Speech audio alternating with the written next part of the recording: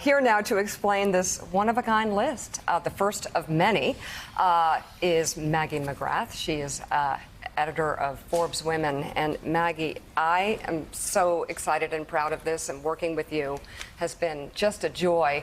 But you, she's like a scientist with all her charts and graphs. This was not just sort of a popularity contest. This was based on sort of facts and benchmarks that you put together at Forbes. Before you tell me how you did it, how was the response when when Forbes first put out that they're going to do a list like this?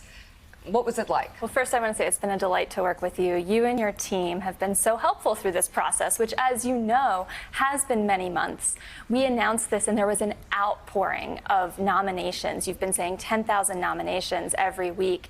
I don't think we expected that. We have the 30 Under 30 that does 10,000 nominations or more, but it's in its 10th year. This is the first year we've ever done this. That's amazing. Okay, so how did you do it? How did you choose? Because what we did find in 10,000 nominations, but there were so many, it almost seemed like every woman who either submitted her own nomination, which I'm proud to say, women did for themselves, but a lot of people were nominated by other women, and they all could have been on the list. How did you choose? So we had a team of screeners go through the first 10,000. We determined 2,500 semifinalists. We sent them a very long questionnaire, and they answered all those questions. And from that, another team of screeners determined 300. Those 300 went to our judges, Diane von Furstenberg, Andrea Jung, and Janice Bryan Halroyd. And of course, many conversations with you and the Forbes team has produced this list. So you want to hear something funny? Mm-hmm. So you know how like women, I mean, I'm always talking about my age, and Joe's like, don't do that with you. Years ago, he used to say that to me. Now he knows I never said that. You have a Southern mother. But here's the thing. Exactly. It was this. But he realized that but a lot of women don't like to talk about their age. Although in this Elise, we had women submitting nominations who lied up to get in. Isn't that fun? That's awesome. And I am just personally inspired by this. And I can't believe that it's even in 2021, it needs to be a thing that women over 50. But you look at how women's career choices have been so compressed and impacted. And, just having how I waited myself. Only had a baby 7 months ago at age 39 and felt the pressure of career. And so what has this taught you about what we can do as technology advances and we're able to reproduce later in life? What should we be doing career-wise to keep women? Tell you to calm down. I mean, women can freeze their eggs, but also the runway is so long that life can interrupt your career, and it's not going to be over. I got fired when I was 39. I literally thought it was over. I'm 54. I'm sitting here, and we have women we're about to talk about who are in their 60s and in their 70s on this list, and in their 80s, and they are legitimately having massive impact, the most they've had in their lives, really cresting well after 50. Well, and Willie, I'm going to correct Mika. I have never said don't do. What I did say to Mika at the beginning of this was, she said, my career's over. I'm like 40.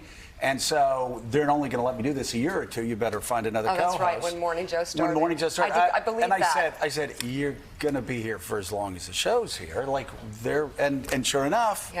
Yeah, Mika, because Mika was like, oh, this is my last contract. Oh, this is my last contract. They're never going to hire me again. I'm too old. And time again, she actually fought through it. So let me ask you about a couple people on this list. Mm-hmm. First of all, let's talk about Madeleine Albright for 1 second. Mm-hmm. You have Madeleine Albright and Liz Cheney on there, two people from different parties. But Madeleine Albright, just the first female Secretary of State, Liz Cheney. In her 50s. When she was in her 50s. But right now still working to spread democracy around the world. She's working full time. I mean, this is incredible. And we know what Liz Cheney, well after the age of 50, is still looking, I think, with very high sights into the future, and has found a place for Republicans who are not Trump Republicans to go. Also on this list, 52-year-old Aisha Evans. Tell us about her. Aisha Evans has such a wonderful story. And to your point about having children, she talked to me about when she was pregnant with her second child, she thought, oh my God, I can't keep working. And She worked at Intel for over a decade, and in 2019, at the age of 50, she became the CEO of autonomous taxi startup Zoosk. It was a big risk, but she talked to me about having a one-on-one with yourself to really know yourself and know to take a leap, and she's leading in a really exciting sector. Risks help. Kathy Wood is 65, the founder and CEO of ARK Invest. She's one of our covers. I think you have that cover Do I have at that? this Oh, you did. moment. Okay. Yes.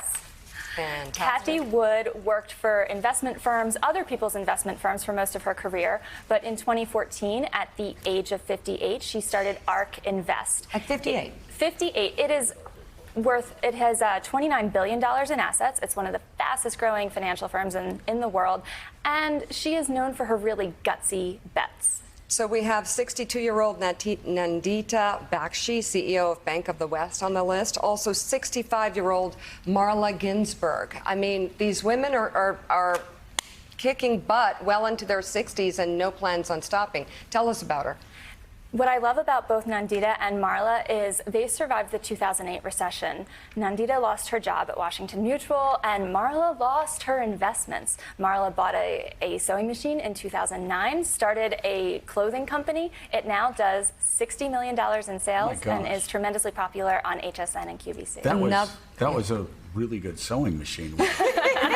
Absolutely. Another cover, Julie Wainwright is one of our covers, right? Yes, I do And want to. I she have is that one. I want to hold 64. it up. She is 64 years old. And she was the CEO of Pets.com during the dot-com bubble burst.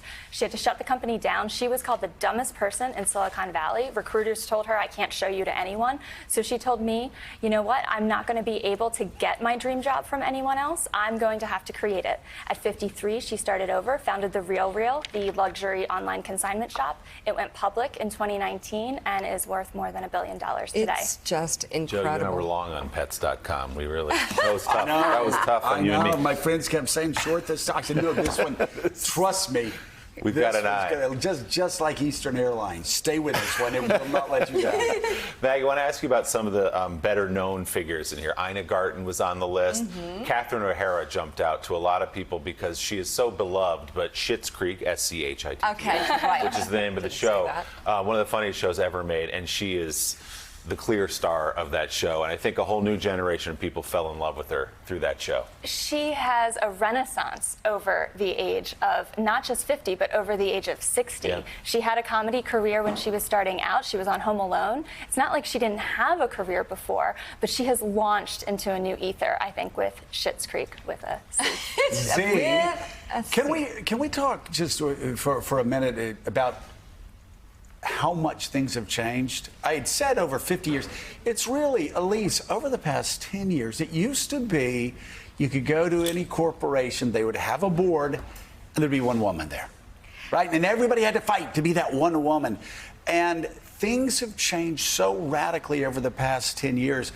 Not just in the U.S., but you look in Europe. Women are obviously running just about everything in Europe. You look here, and it's really, it's a revolution over the past decade, and it's by women like these on the list. Well, and the willingness just to give women a seat at the table. And talking about Catherine O'Hara, I was just thinking of Sunset Boulevard and the contrast between the lead actress and that, watching that old movie earlier in the year, and she was in her mid-40s. And she was just so upset that her career in Hollywood was over.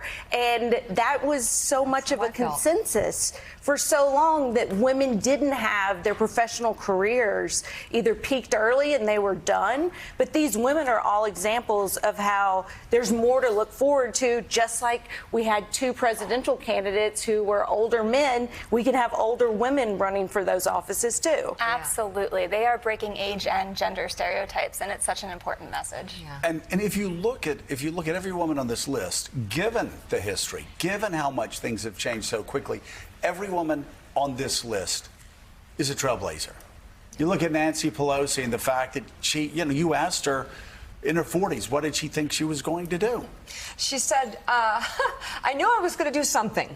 At 47, she goes into politics, and she's Speaker of the House twice. She's impeached a president, and I asked her what we'll have the full interview tomorrow, talking about her greatest accomplishments in life. That interview was an absolute joy. It was so inspirational. I walked out of there thinking, I got so much to do. I've got a lot of time, but I've got a lot to do. And I think this runway for younger women, this long runway, has been cemented by the amazing women on this list. And you're right. When I was 40, you did say, and I remember Know Your Value didn't even exist, and you said to me, you know what, you're going to have like a whole brand, that's because you help so many women, that's going to be about helping women. And we've now really hit all age groups, because we started with Know Your Value, addressing, the issues that young women face in negotiating. And now we're looking at the power that women bring to the table well over 50, 60, and 70. And I, as we move forward, would like you to tell us, we have more coming. We had so many submissions that we have now other lists coming out in the next few months. We do. The story does not end here. Today is the first day, and we are so excited to bring you this package. But in July, we will be launching a list of women over 50 who are making an impact in politics, education, and law. In August, look for our visionaries list in STEM and humanities.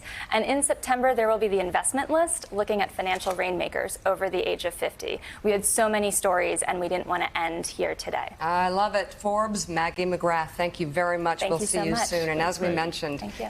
As we mentioned tomorrow on Morning Joe, my sit down with the Speaker of the House, Nancy Pelosi. You don't want to miss it. It's fantastic.